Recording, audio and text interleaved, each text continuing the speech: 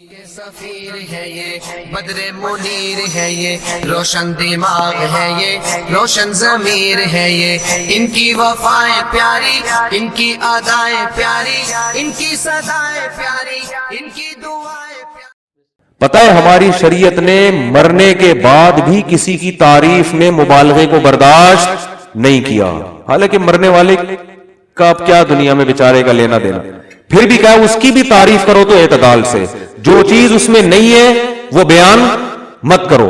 ہمارے یہاں کوئی مر جائے پھر آپ دیکھو حضرت ایسے تھے، حضرت سے تو بڑا دنیا میں کوئی پیدا ہی نہیں ہوا، اس کے بعد جانے کے بعد اچھا ہمیں تو پتہ چلا حضرت اتنے بڑے تھے۔ مخالفین بھی کہہ رہے ہوتے ہیں بہت ہی بڑے بزرگ کا انتقال ہوا اس دفعہ تو بھائی، بہت زیادہ، بہت ہی بڑے۔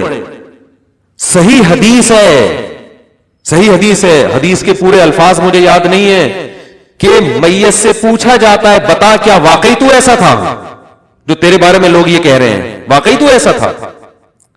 اگر آپ نے اپنی زندگی میں اپنے مریدین کی تربیت نہیں کی کہ میرے مرنے کے بعد میری ناجائز تعریف نہ کرنا، تو اس بات کا بہت خطرہ ہے کہ آپ کو بھی قبر میں اس کا عذاب دیا جائے کہ تمہارے بعد والے لوگ تمہاری تعریف میں مبالغہ کیوں کریں، اس بات کا خطرہ موجود ہے۔ حدیث سے مفہوم ہوتا ہے، مترشح ہوتا ہے یہ۔ تو بھائی نہ تعریفوں میں مبالغہ کرو اور نہ کسی کی بولتے کیوں نہیں برائی میں۔ تعریف میں مبالغے سے تو قرآن نے صاف منع کیا، فرمایا فلا تزکوا انفسکم، اپنا تزکیہ مت کیا کرو۔ تزکیہ کا مطلب پاک دامن قرار مت دیا کرو، یہاں اپنے سے مراد ہے اپنے جیسے لوگ، یعنی مسلمان۔ جیسے قرآن میں آتا ہے نا وَلَا تَقْتُلُوا أَنفُسَكُمْ، اپنے آپ کو قتل مت کرو، تو تمام علماء کہتے ہیں اس سے صرف اپنی جان مراد نہیں ہے، یہ سب ایک نفس کی مانند ہیں، جتنے بھی انسان ہیں، تو کسی کو بھی قتل مت کرو۔ تو ایسے ہی اللہ فرماتے ہیں فَلَا تُزَكُّوا، تزکو کا اصل معنی ہوتا ہے تزکیہ کرنا۔ آیت کا لفظی ترجمہ تو یہ ہوگا کہ اپنے آپ کو پاک مت کرو، تو پاک تو کرنا کا حکم ہے نا، تزکیہ تو اسلام کا حکم ہے۔ تو تزکیہ باب تفعیل، جو میرا تفسیر کے لیکچر سن رہے ہیں نا یوٹیوب پہ، نہیں سن رہے تو سن لیں، بہت فائدہ ہوگا۔ میرا چینل ہے مفتی طارق مسعود اسپیچز، اس پہ تفسیر کے لیکچر چل رہے ہیں، پلے لسٹ میں جائیں گے نا تو مل جائیں گے آپ کو۔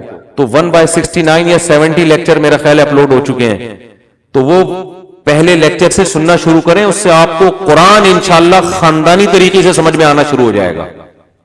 نہیں آ رہی بات؟ قرآن گرامر بھی ہے اس میں، قرآنی گرامر، اور پھر تفسیر بھی ہے، تو بہت تھوڑی محنت ہوگی، آپ کو 40 منٹ بیٹھنا پڑے گا قرآن لے کے سامنے۔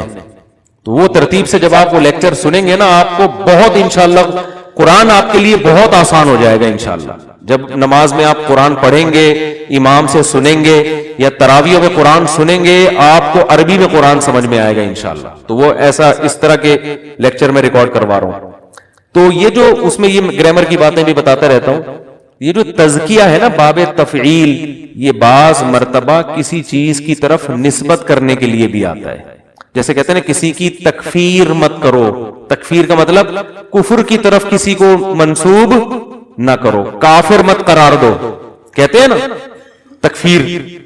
تو اسی طرح تزکیہ باب تفعیل ہے، اس کا مطلب ہے کسی کو پاک ہونے کی طرف منسوب مت کرو۔ کیا مطلب؟ کسی کو یقینی طور پر 100% نیک قرار دینے کی کوشش مت کرو۔ کیوں؟ هو اعلم بمن اتقى، اللہ خوب جانتا ہے کون متقی اور کون پرہیزگار ہے، یہ اللہ کو پتا ہے، یقینی طور پر تمہیں پتا نہیں ہے۔ اتنی واضح قرآن کی آیت ہے بھائی، اس کے بعد بھی ہم کہہ رہے ہیں فلاں سے بڑے تو دنیا میں بس وہ تو سیدھا جنت میں، وہ مرے کیوں؟ اتنے نیک اتنے نیک اتنے نیک، آدمی کہتا ہے پھر ان کو تو جانا ہی نہیں چاہیے تھا دنیا سے۔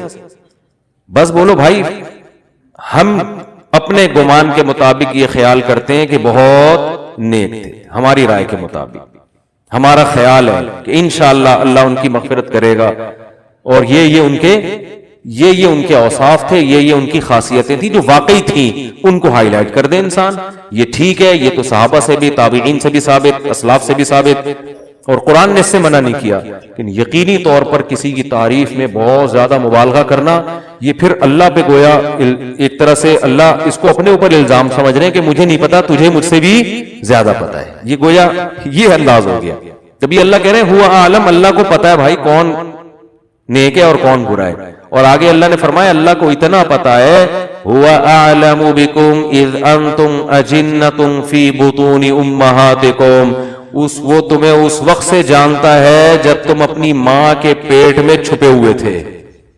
وہ تو اس وقت سے جانتا ہے. تو اس کو تم سمجھا رہے ہو کہ اللہ وہ بہت نیک تھا، اس کو وہ لازمی جنت میں جانا چاہیے. تو اللہ کے فرمان وہ تمہیں اس وقت سے جانتے ہیں جب تمہاری ماں اور تمہارے باپ نہیں تمہیں جانتے تھے. اس وقت سے تمہاری خصوصیات اور سب کچھ ہم جانتے تھے تمہارے بارے میں. تو اس لیے جس نے جنت میں لے کے جانا ہے، جس نے جہنم میں لے کے جانا ہے، اس کو پتا ہے. تو ہم اعتدال کے ساتھ، حضرت جی بہت اچھے ہیں، بس کافی ہو گیا.